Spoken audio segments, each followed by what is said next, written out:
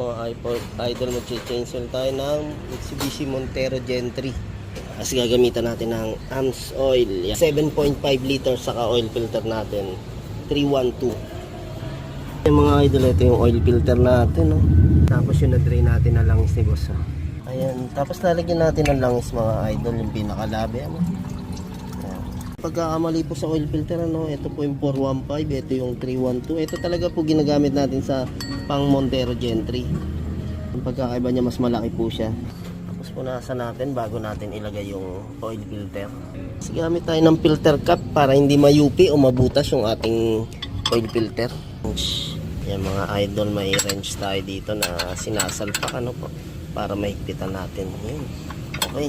Mga paps, gusto paps, pasyal lang kayo dito na meron tayo ditong AMS oil.